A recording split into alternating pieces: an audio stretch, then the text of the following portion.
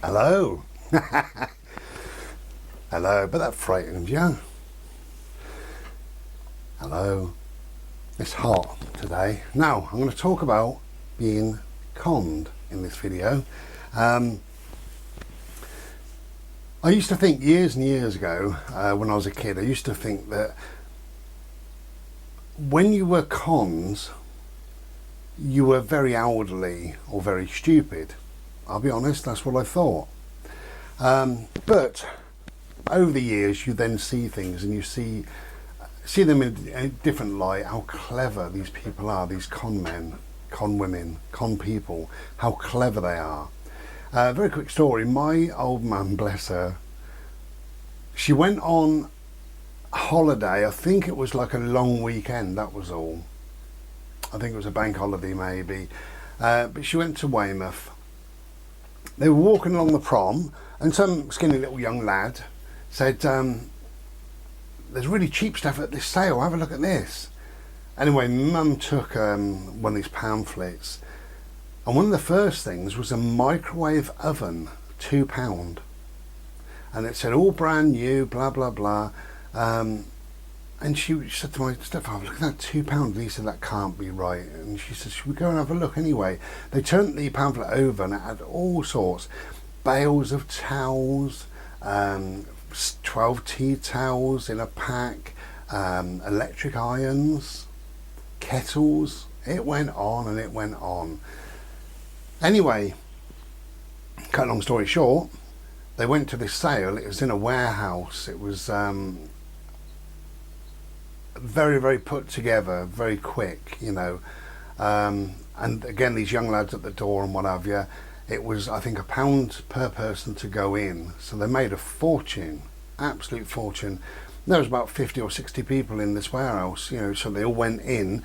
There was a mock stage set up with some microwave ovens, some irons, various different things, all in lovely shiny boxes.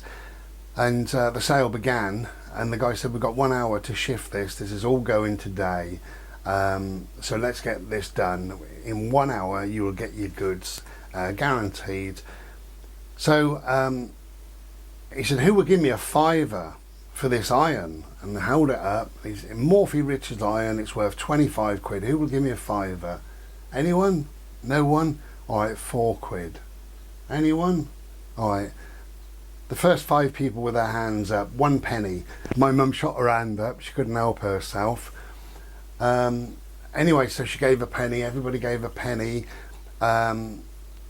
He said, give those people a pen, a red pen. So my mum had a red pen, she was holding a red pen. And then it was, who will give me, you know, whatever for this. There was a microwave oven, a washing up bowl, a hoover, and a kettle, something crazy like that. He said, it's £100, who will give me £50? Anybody? Or 40, 30? Right, I'm going to pack them away unless somebody gives me 20 quid. Bang, these hands started going up all over the place. And these young lads was taking 20s, 20s, 20s off of all these people. Give all those people a green pen. My mum had a green and a red pen by now. And it went on and it went on throughout the hour. And, oh, my mum got so many lovely bargains, you'd never believe it. And after the hour, she finished up with a yellow pen, a red pen, a blue pen, a black pen, a green pen. And stuff was disappearing off the stage that they were supposed to be giving to people, but it was just going out the back into the wagon, lorry, whatever. And he said after the hour, he said, right, we're just going to change lorries over, we'll get all the fresh goods and whatever, just give us 5 minutes and we'll be with you. And that was that. And they went out and they locked the door behind them. After about 10 minutes, somebody walked over and tried the door, realised it's locked. So somebody went to the main door where they walked in, it was locked. These 60 people were actually locked in a warehouse. Now this is years ago, before mobile phones and stuff like that. And they were banging on doors and stuff, but it was off the beaten track slightly, and nobody heard them.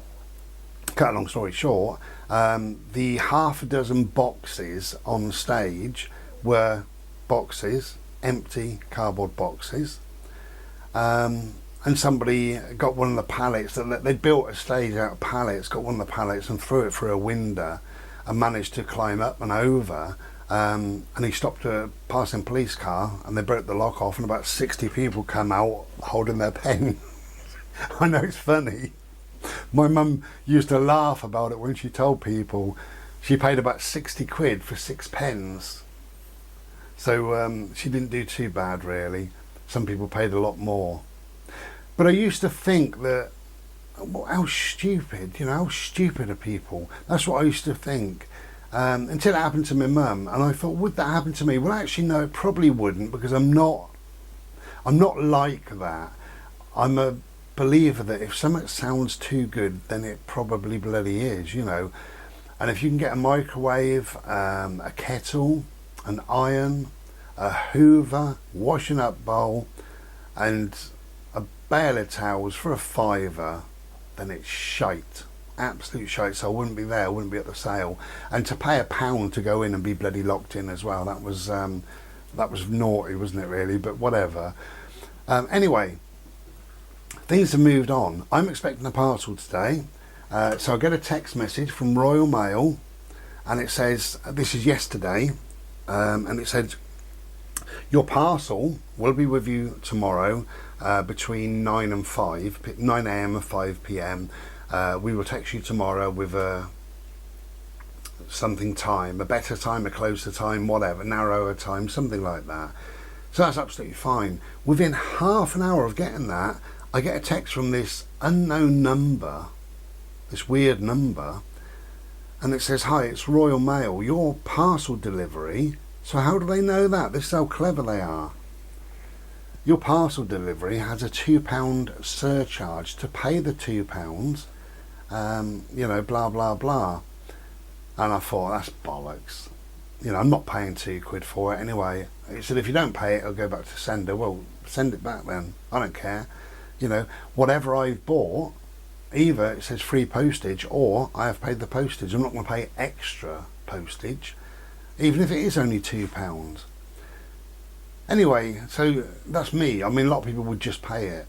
I thought, no, that's bollocks. So I go on to Google and I type in what it said, which was like RF Royal Mail or something like this, RS Royal Mail, something. And bang, first page come up, this is a con. Do not pay. What it is, you give them your bank details to take the £2 and they take whatever is in the bank. So people will be stung. If you had £1,000 in your bank, you would think you're paying £2, but you're actually paying £1,000, and you're not paying it to Royal Mail, you're paying it to some con man, woman, person. So yeah, be on your guard. That's what I'm going to say in this video really. Be alert. Just be aware that not everybody's decent. I know years ago, I think people like my mum, bless her, but she was born in 1934. She was born in a different time, in a different age. She respected people. She always said, oh, hello doctor, good morning doctor, thank you doctor. She thought the doctor was like the Queen, but that's how she was brought up. Policeman, oh yes sir, thank you sir. To a bloody policeman. I mean, I got no respect for pigs, but my mum was, oh yes sir, yes certainly sir. She believed every last word a pig would say to her, but that was a different age. So my mum would believe when somebody knocked on her door. So be very, very aware, be very alert, be very cautious, Another thing that I always do, and this is my little bit of advice really, you get a tap at the door, you answer the door, and they use your name. So you answer your door, you're called John Smith, and they say, oh hello, John Smith, or they might say, Mr. Smith. Now don't say yes to that, just say, who are you? That's what I say every single time. They come to the door, Mr. Crow, I say, who are you? And they say, oh, we're from British TV licensing.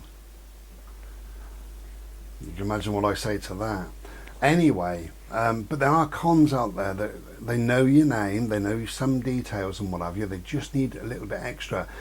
Now, when I first moved to Dorset years and years ago, I had a friend called Pete, and his missus, can't remember her name now, she was a little bit gullible, but she was a lovely woman. Anyway, Pete lived down the corner and round, and coming up this way was a con, early evening, and this bloke stood there and he said, "Hello there, I'm on behalf of the blind school, blind for," and he showed me a picture of a little blind boy, and I said, "Where's that then?" And he said, "Oh, it's fairly local. Anyway, I just wondered if you'd like to support us. We only want £1 per month. That's all we want. It's not a lot to ask for, is it?" He was, lovely bloke. And I said, if I wanted to give to whoever that is, then I would seek him out and I would be paying him, mate. So piss off. Oh no, I didn't. I said, "Where's your lanyard? Where's your ID?" And he said, "I've left it in the car." I said, "Well, go and get it then." He said, "Oh, somebody's taken the car." I said, "Oh yeah, because the car don't exist." I said, "Piss off." Anyway, he pissed off. And I phoned my mate and I said, "Look, there's this con coming round, so they're asking for only £1. Who knows how much they're going to take, but only £1. Just give us your details, give us all your bank details and all the rest of it." And he said, "Oh, it's shit." He said, "I'm not at home at the moment." He said, "My missus is at home. I'll give her a ring." Anyway, he rung her and he said, "Don't give any money to these people." Next day at work, she gave her bank details and her date of birth and all sorts of different things. She couldn't help it. It was only £1, and he got a phone call from his bank, and they said, "We've had some suspicious behaviour in your account." And he said, "Oh, what's that?" And they said, "Well, all your money has been taken out." So whether he got it back or what, I really don't know. I would imagine he would have, although, I mean, that is stupid, isn't it, when you're warned against it. But anyway, so I'm just saying, be on your guard, be alert. Not everybody's nice. I've got into trouble in the past by being too trusting. Not a con, but just too trusting, just believing that people are the same as me, and they're not. Some people are not. So be aware. Take care and be well. Ta-da!